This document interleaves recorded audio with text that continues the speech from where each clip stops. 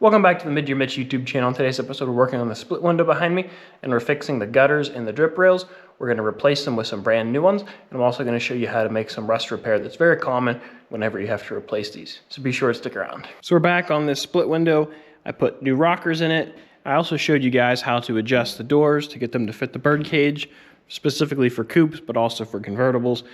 And this week, we're going to dive into replacing the gutters and drip rails. You can see this one's got a lot of holes in it, holes all through here and down there. This is not just going to be a quick remove and replace like we did on the rockers, because there's some rust damage underneath here. We have some of the old stuff to get out of here. There's a lot of spot welds to remove, which if you look at the inside of this, you can kind of feel them. There should be one every couple inches. There's a dimple. You can either drill these out. You can come in here with a cutoff wheel or a belt sander. I might use a belt sander to take the head of them off, and then come in here with the air hammer, remove them. Up front, they use a bunch of rivets, and there also should be a couple spot welds. You just have to feel around to feel them. There's a little one up here and probably one at the corner somewhere. So we're gonna go ahead and get these off. I highly recommend before you remove your gutters, you get your doors to fit as good as possible, whether you're working on just a birdcage or a whole car.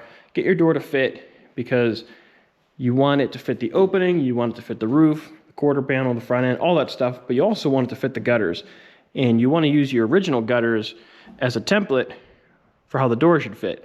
Because if the door fits the original gutters, that means this is a known. You cut the old gutters out, you put the new ones in, you clamp them, mock them up, then you know that your gaps in here, which this gap is always tight on these cars, this gap is a little looser and it's about the same size as the gap in the back.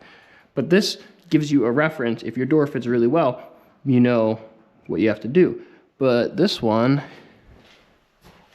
is a little tight right here.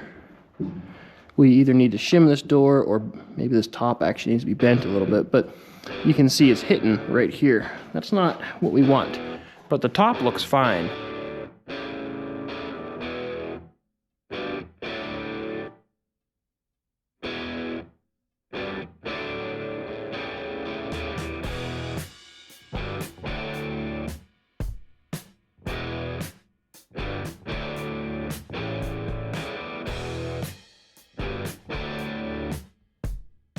So I removed both the driver and passenger side gutter, and overall the metal is in pretty good shape. It's pretty much what we expected. The back side is the more important side, but everything's solid. There was just a bunch of rust, which you can see I made a mess of the shop. All that stuff fell out. We'll get all that stuff treated. Everything on this side is fine up till here. So I'm gonna have to make at least a patch probably in this area. I'll have to make this flat. There's another little detail here that steps down into this cap. So we'll have to make that on this side. This flange is okay. Overall, this side doesn't look too bad. This side is a little bit worse. This flange is in worse shape. This piece here has pretty much disappeared, and it's pretty pitted in here. So I'm gonna have to build about the same patch, maybe just a little bit bigger. And as we go, we'll investigate, because I can see some daylight through here. So we'll have to may end up making this whole bottom piece. I don't know. That's the next piece to do. But you can see now we have access to this piece now that the gutter is out of the way.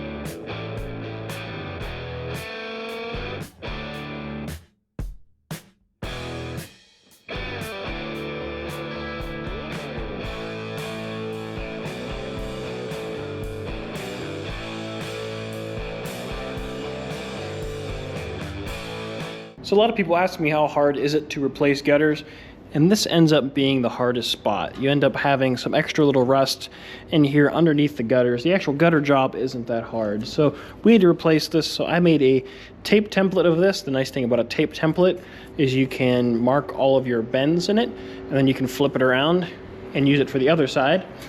So this time I decided to make this out of one piece. In the past I've made it out of 1, 2, 3 pieces. And I was able to whip this guy up out of one. Now it'll fit a little tighter once I cut this out. So it has this lip which fits up to this lip kind of like that, and it fits up, well, as tight as you can get it with one hand backwards, but that's about how it fits. So I'll do a little bit of hammering on it once I get it welded in. So now it's time to cut this piece out. We'll trim this piece up to get it to fit. I also made one for the other side, so they turned out pretty nice. There's nothing wrong with, you know, making it out of separate pieces. I've done that. I just wanted to challenge myself, and I thought it would be less welding and grinding, less pinholes, less stuff to deal with. So I guess let's go ahead and get these cut out.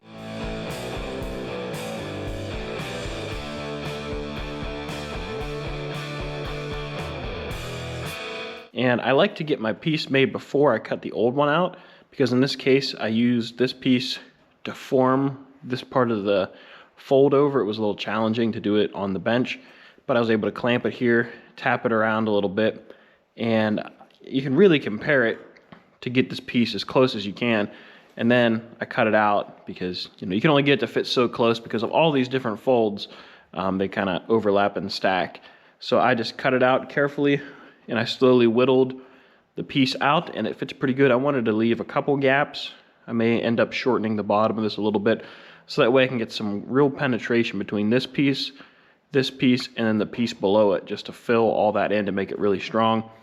And then it kind of sunk down here when I put my clamp on it, but this fits up really nice. I decided to bring the piece up a little bit short and not go the whole way back, because it's going to be easier to weld and grind right on the flat rather than in this corner. It's kind of tricky to get in there and to get good penetration. So I'm going to get this pulled off, clean everything up, and spray it with weld through primer. Just do one final check to make sure I'm happy with the fit. We'll get it tacked in place, and if we need to, we'll hammer it around a little bit, get it welded in, and grind the welds, and then we'll jump over to the passenger side.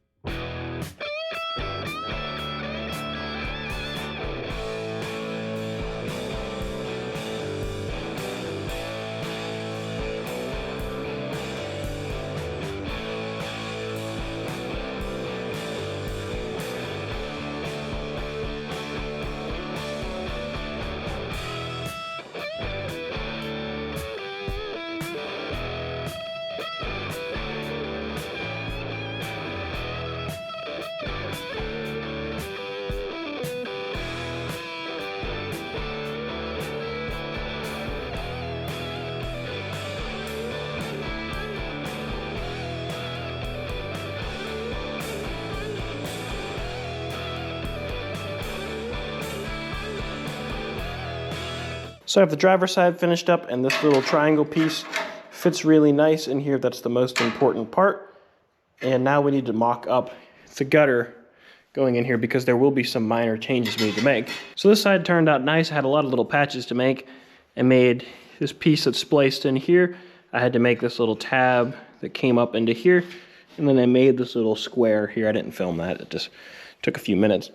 But you can see this guy fits in here nice and tight, and it fits nice on the back side as well. So all that looks good.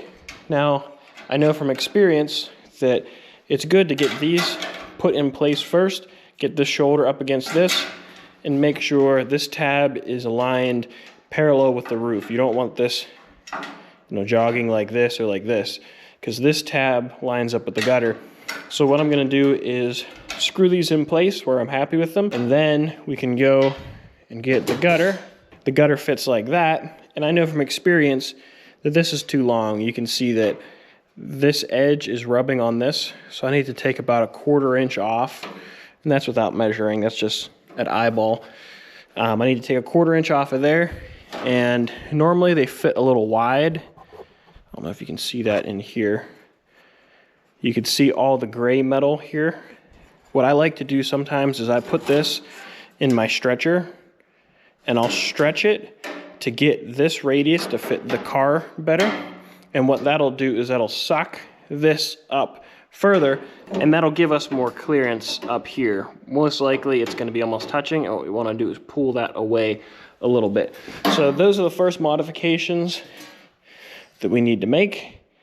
And then, like I said in the video where I replaced the windshield pillar, we're probably gonna have to come in here and take like an 1/8 or 1/16 off of this, make these two match, and we're gonna have to cut this off, probably bring this radius out, because we want to get as much room. This door fit pretty tight, so we want to make, even before I replace this, the door fit pretty tight.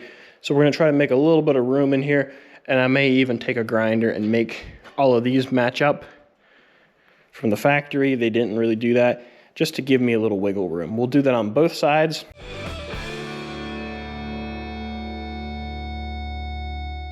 So I trimmed a little bit off the gutter, and now I can get the door closed, and now we can see what other adjustments we need to make. We can see that right here is a pretty decent gap. Right along here looks pretty good, and then up front looks pretty good. So far, that is all lining up well. But we're touching down here at the bottom, so that tells us obviously it needs to go this way, but it may need to be shortened up. We'll have to see what this is running into. And then up here, you can see that we are really tight right there. So what we need to do is change the angle of this. So what I'm gonna do is bring the bottom over a little bit, and what that will allow us to do is shift this back into this corner. So we need to stretch this just a little bit. If we stretch this flange, that'll kick this over, so you can either pie cut it, but I'm gonna take it over to my Eastwood shrinker stretcher. We're gonna tweak this a little bit, and when we do that, we may have to play with this a little bit.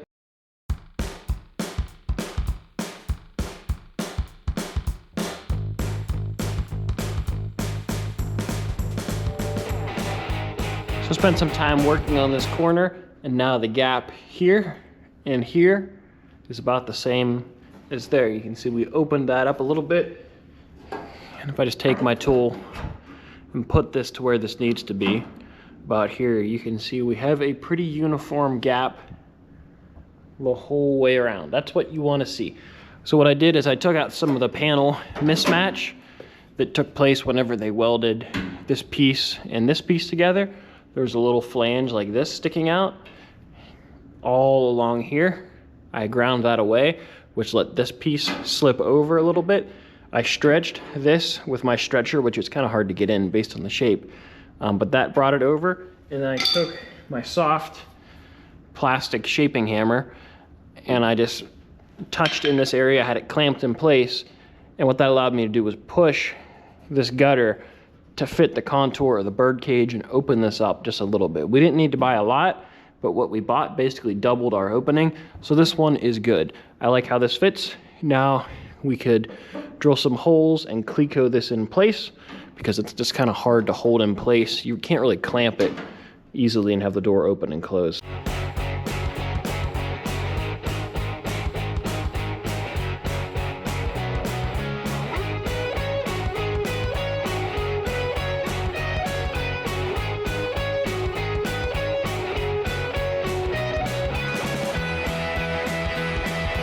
I also had to trim a little bit off the bottom on the passenger side. If I push this guy over, you can see we have a nice gap through here.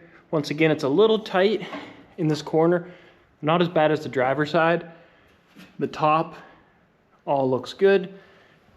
All of the gap looks good except for right here. So this is where we had to put a new windshield frame on. There's a little bit of a mismatch between the outer and the inner panel. If we look on the outside, you can see it a little better. This side sticks out a little bit further than the other. So what I'm gonna do is just take a grinder and just run it down here and blend these two panels together. And I may take it up here and just look for any of these areas that are a little inconsistent. I'll touch this corner, and then the piece should fit a little better.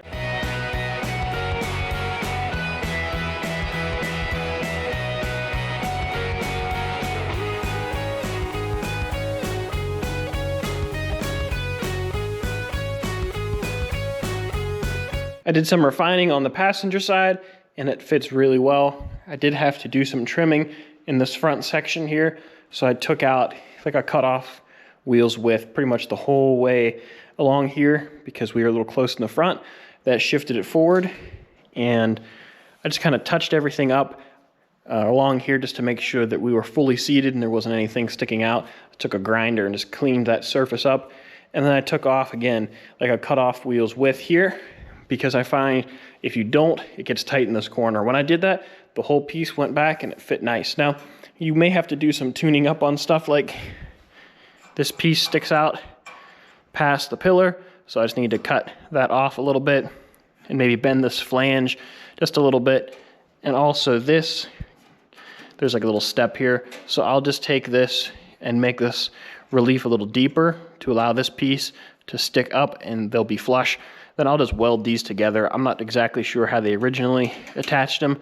I just drill a hole in here, plug weld it, weld that solid, grind it so it's just one smooth transition. These pieces are really nice, but they require just a little bit of fitting just to fit to your specific car. So the more time you spend making it fit your car, the better results you'll have in the end. Doesn't matter how nice the stamping is, it still requires a little bit of finesse to fit your car because they made 100,000 C2s and about half of them were coupes, so there are some variances. Now if we close the door, we can see we have a nice gap in here. It gets a little tight here, but it still is about the same as this, so I would say that's acceptable. And over here also looks good. That's a nice gap. This was almost touching down here, so just with trimming in a couple areas, we were able to relieve that and bring that out. So that is all a very acceptable gap, and if you remember, this door fit tight before whenever we had the old gutters on here. So I was able to loosen that up just a little bit to give us some more room in case the door needs to go forward or backward or be tweaked a little bit. We just have some more room as we're building the body. So I think all that looks good. Now I need to take both sets of drip rails off. We need to drill some holes for plug welding, and then we'll put weld through primer on all of our surfaces and get both of these guys welded in.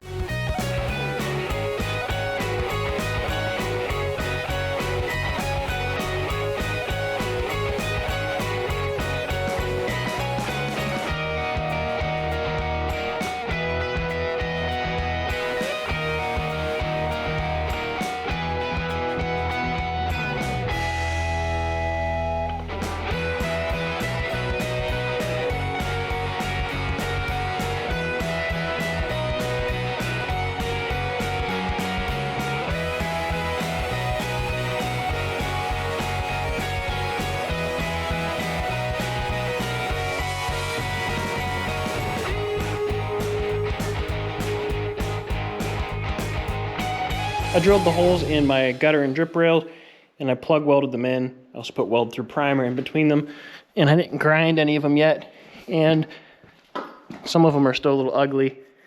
I really don't like welding upside down, but they're in place. What I'm gonna do now is do these next repairs while it's on the chassis here. Then I'm gonna take the bird cage off, take the doors off, do all the finish welding on everything, and grind everything together. So I'll save that for another video. We still have some more patchwork to do, but you can see this one turned out pretty nice as well. And if I close the door, we have a nice gap all the way around there. You can see I stacked my welds in here just to get this to blend together. So when we grind this, this will just be one smooth transition. And if I make a horrible sound and close the door, you can see we still have a beautiful gap the whole way around. That's what we want to see. So this was a successful install. And now what we have to do is just fix the rest up here. We have to do a couple weld repairs here to help these two panels stay together, and then grind the welds and get it powder coated. So the hard stuff on this bird cage is basically done. I think I may have some patches to do on this side. But that's pretty much gonna wrap it up for the bird cage. But that's gonna do it for this video. If you enjoyed, please give it a thumbs up. Don't forget to subscribe. And there's one more bird cage video coming out on this. And then the next time you see it, it'll be black, and we're gonna be putting some fiberglass on it. And this thing's gonna start looking like a car very quickly. So I got a lot of work to do, and I'll catch you guys later.